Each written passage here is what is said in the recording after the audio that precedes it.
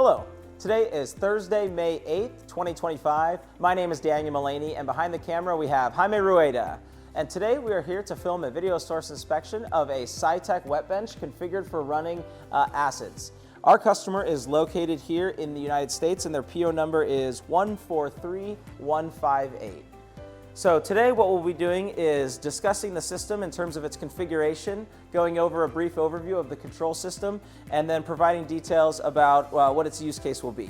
So again, here is our acid wet bench. We are configured with 3 different chemical baths as well as 2 QDR tanks. Our first tank over here on the left is a BOE bath, so for buffered oxide etch, so it'll be a HF solution that is an ambient bath, so we don't have any heaters or associated with it, but it does have recirculation configured. We also have over here our tank number 2, which is a KOH bath. This one is heated and recirculated. So this is non-heated, ambient, recirculated. This one is heated and recirculated. And then finally, we have a piranha etch bath. This one, of course, is also heated, but there is no recirculation feature on that one. However, it is configured with an N2 bubbler for agitation. In our front here, we have a DI gun and an N2 gun for our typical operation. We'll see here, we have the N2 gun and DI, which we'll spray into the bath. Obviously, you normally wouldn't spray it directly into a chemical bath like that in typical use case, but we're just demonstrating with DI water today. We also have our QDR tanks, which lift and pull back like this for the spray and fill. They have spray nozzles aligned on both sides as well as the bottom fill as usual with a 4-inch quick dump valve located at the base of it. So here we have standard QDR tanks. This system's also going to be configured for 150 millimeter. So our end user will be actually running both 100 and 150 millimeter in this system, and so you can switch between the 2 sizes just seamlessly between the bath because they're 8 by 8 inches approximately, able to run 150 millimeter. We have front side access to the lower chassis on the system, so I'm going to go ahead and show both of these. So this is going to be easy access to all of our valves, filter housings, recirculation pumps, inline heaters. All of that will be available to access from both the front and the back of the system. We can see here that we have plenty of room for servicing on all of these parts. Everything is clearly labeled as well in terms of what the valve controls or material types when relevant. So we have an easy understanding just by taking a look downstairs how the system is configured. Of course, all this information is also included on a P&ID drawing, so you have both the drawing to reference as well as just a visual understanding of how the system's configured. When I just step behind really quick as well, we also have backside access from the bottom to take care of any valves or plumbing that's located more towards the rear of the system. When I step to the back, I also notice some of our interlocks. So we have leak detectors back there, as well as overtemp interlocks, photohelic, and others. So the system is designed with safety in mind, of course. It's one of our pillars for our wet process design, and we want to make sure that any sort of use with our systems are safe, and that starts with an easy and practical design, as well as all of the safety interlocks that are required to make sure that in the event that the system is acting out of its specification, that we're going to have some sort of alarm that's going to prevent the users from still using it, and just generally notify the team that they need to be careful around the system because we have an alarm circumstance, and notify maintenance. We also have up here our typical shields, so they just slide forward and back, easy use right here, one on each side. There we go.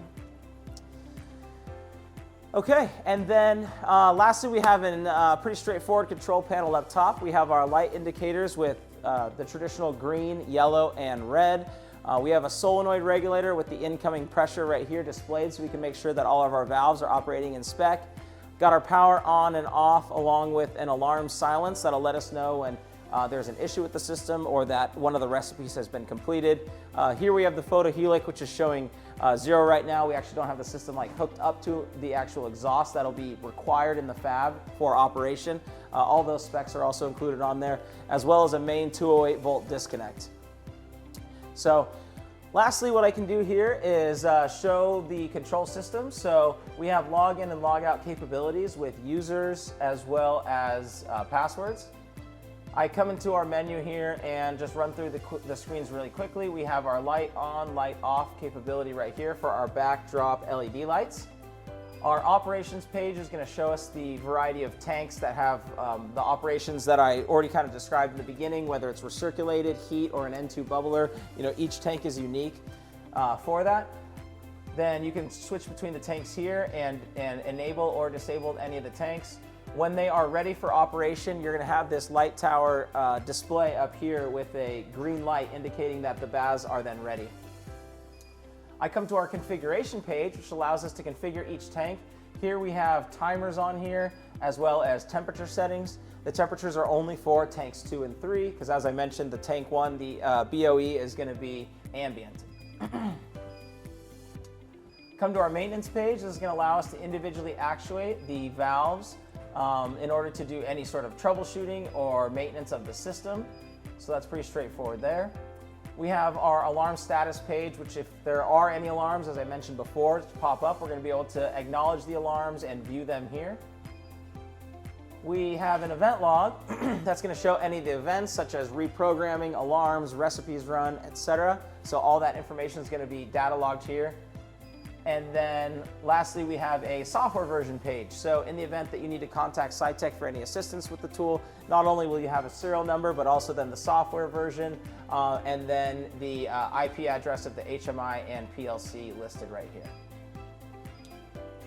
One part that I forgot to mention in the beginning was just a little bit more about each of these tanks. So I mentioned sort of how they're configured, but the material, because we have a low percentage of HF use in the BOE tank, we have a polypropylene one here. For our KOH bath, we've manufactured this out of PVDF. And then lastly, for the Piranha etch, here we have a heated quartz bath for the high temperature application, expected to be operating about 120 C for that bath, so that can get a little bit hot there. So that's just a quick rundown of our acid bench for today. I want to thank you for taking the time to view it. Again, my name is Daniel Mullany, and this video was filmed for Sitek Process Solutions.